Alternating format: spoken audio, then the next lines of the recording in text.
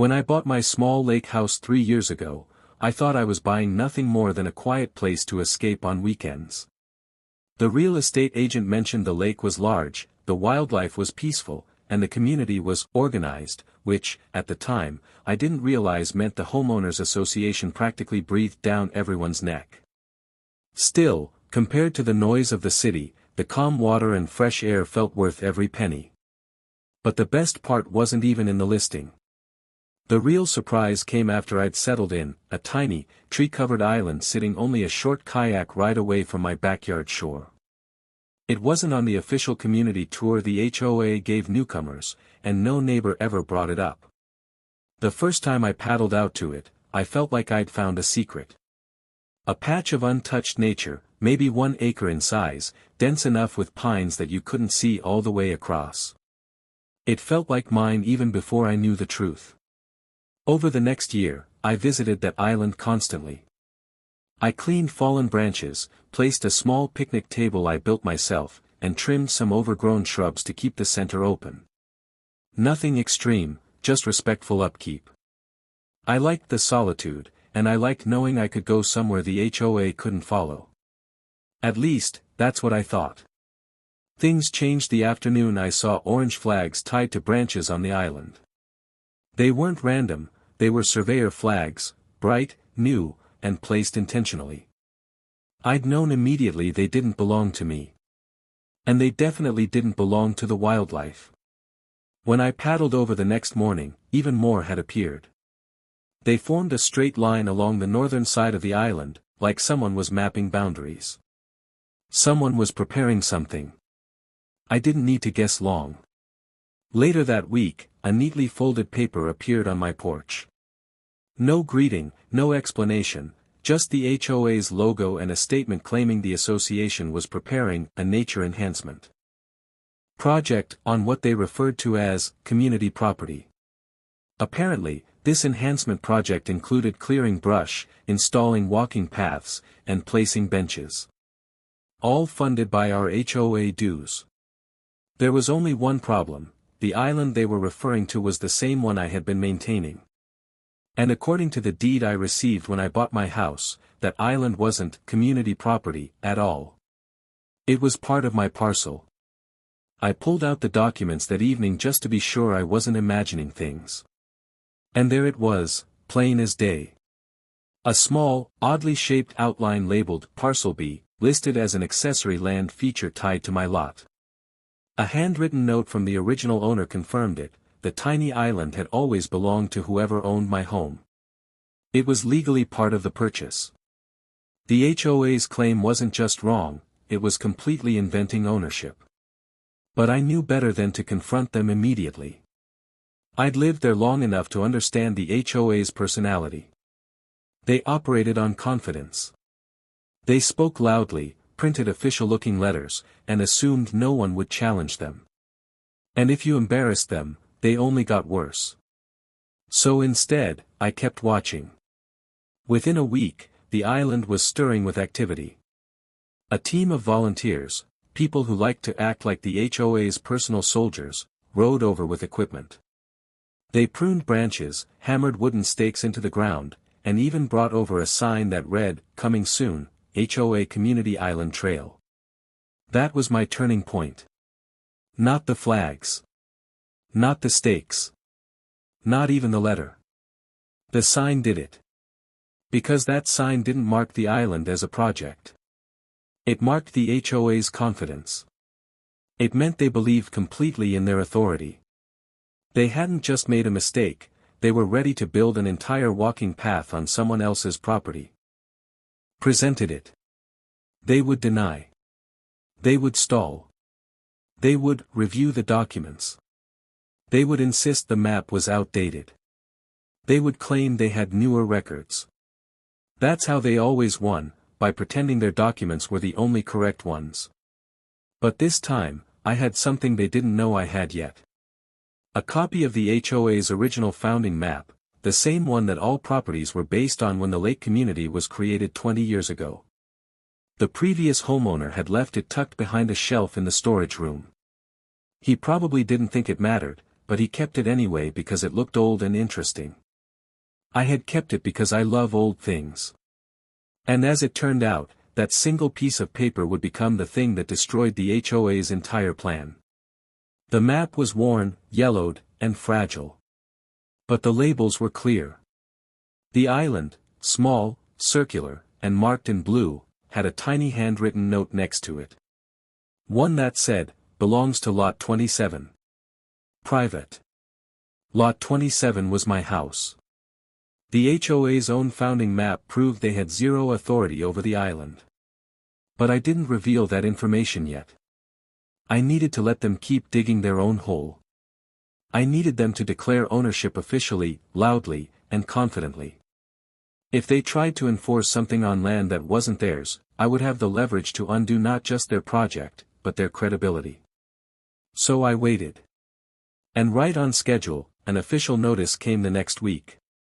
The HOA announced, in bold print, that construction on the community island would begin soon.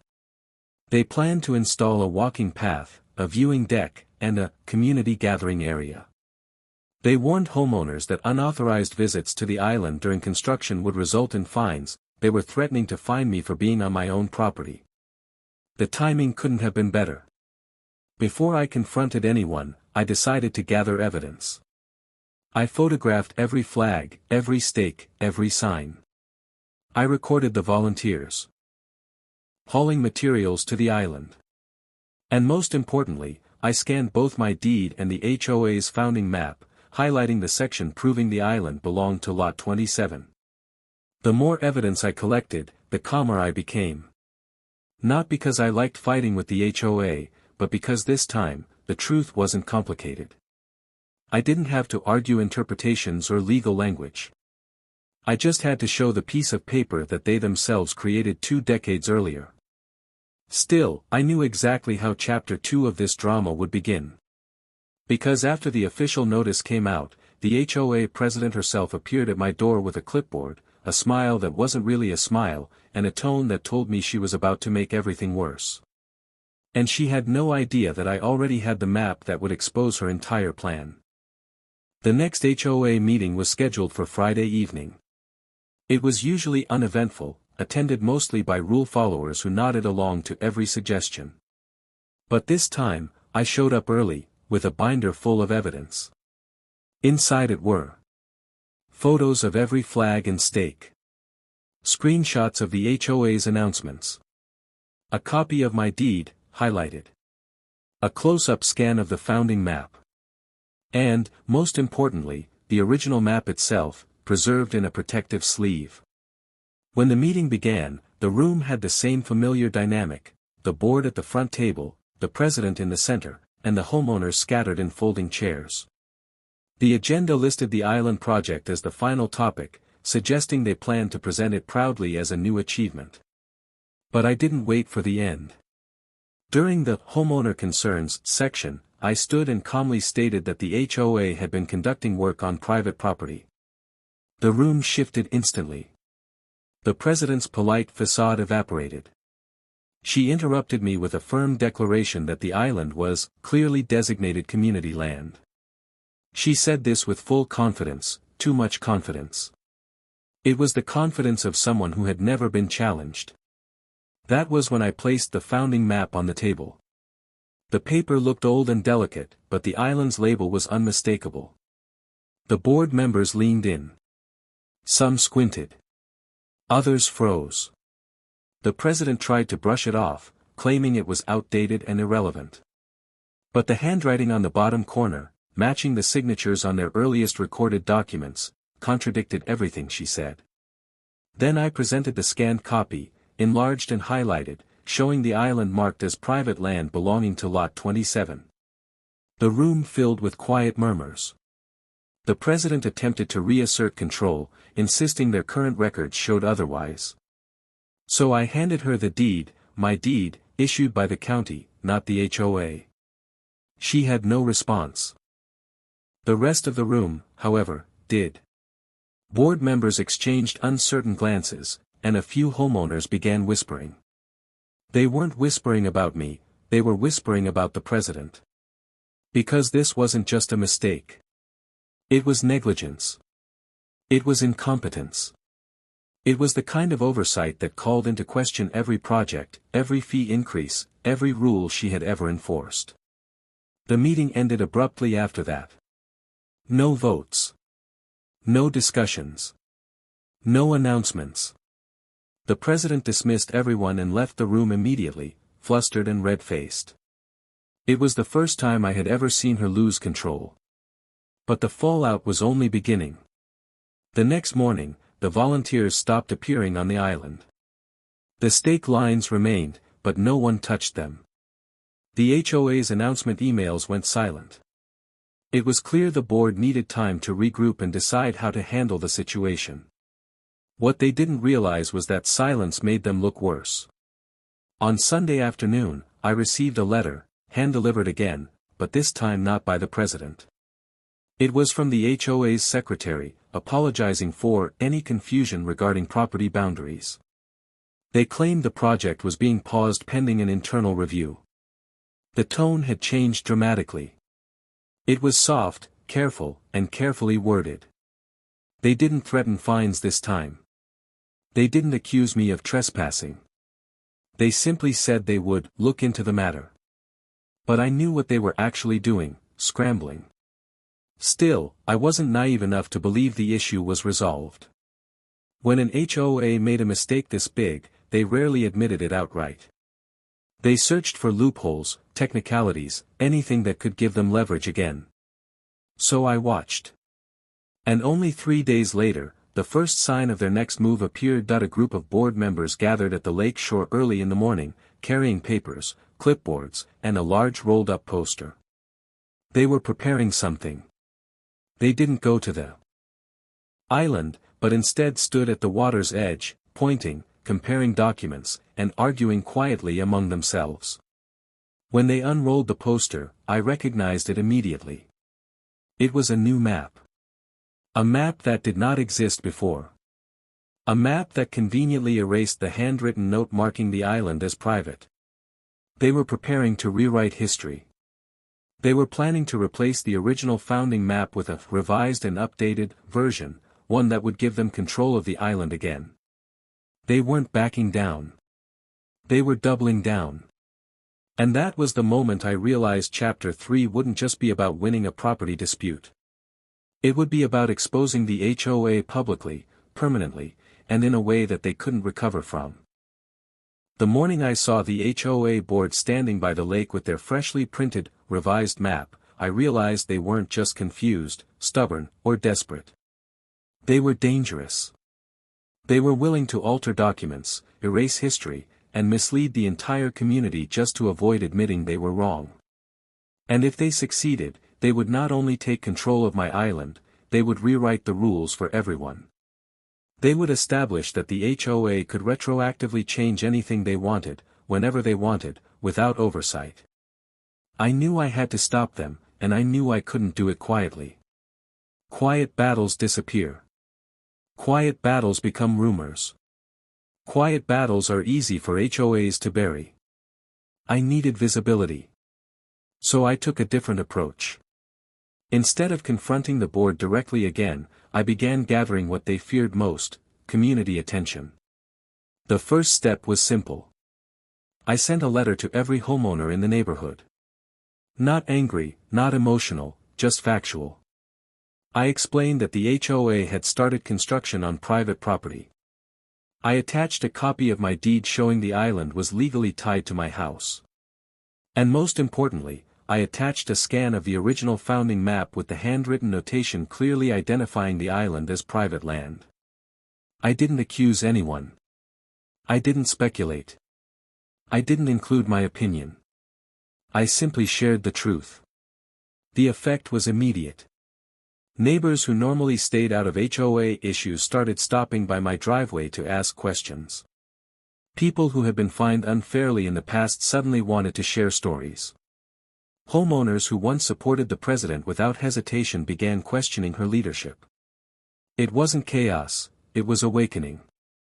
They weren't turning on the HOA as an institution, they were turning on the people who misled them. the lake and compared it to the original.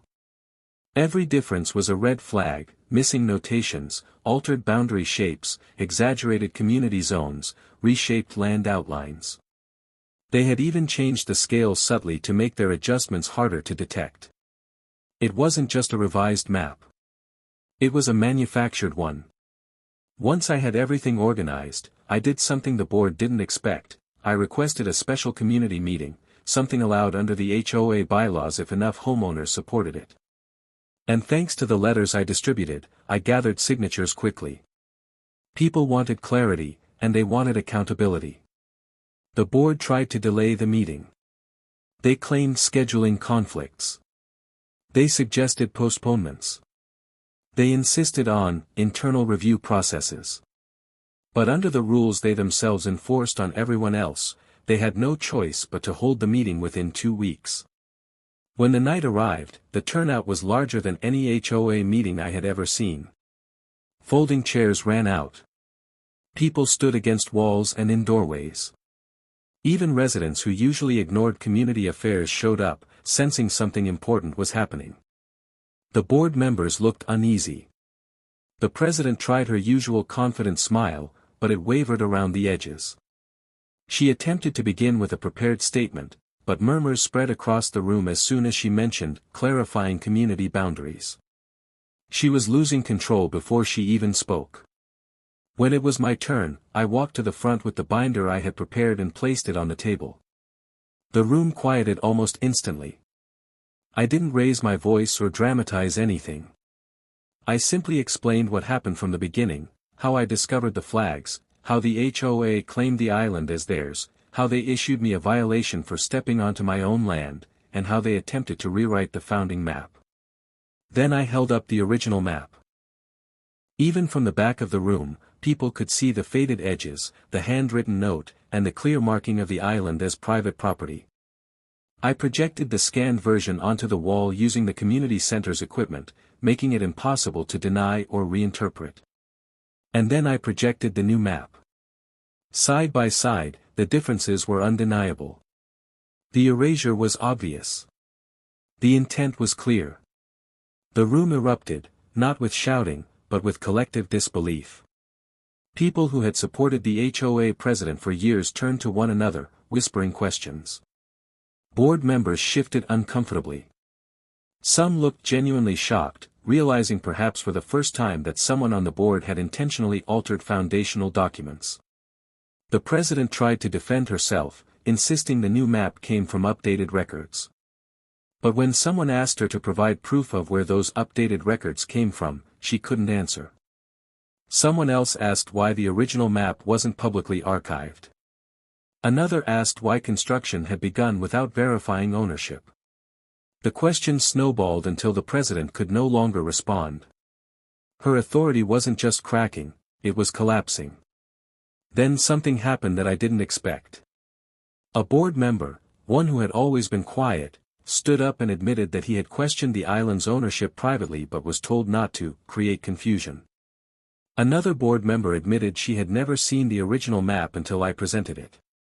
The truth began to unravel from inside the board itself. The community wasn't angry at me. They were angry at what had been done to them. By the end of the night, a vote was called, one allowed by HOA bylaws when the board is found negligent. Homeowners voted overwhelmingly to suspend the island project indefinitely. Then they called a second vote, one to remove the president from her position effective immediately pending investigation. The motion passed. The president silently gathered her papers and left the meeting, her authority dissolving behind her like a shadow in the dark. In the days that followed, the stakes were pulled from the island. The community trail signs were removed. The volunteers stopped coming entirely. The HOA announced a full audit of all projects and decisions made under the previous leadership. And the island, the small, quiet piece of land I had cared for since the day I found it, remained untouched, peaceful, and officially recognized again as part of my property. The story didn't end with revenge. It ended with restoration. Not just of my land, but of balance in the neighborhood. The HOA learned a lesson they never expected: sometimes, the quietest homeowner is the one holding the most powerful document. And the island still sits there today, exactly where it always was, still mine, still private, and still the place the HOA once tried to claim, until their own map proved me right.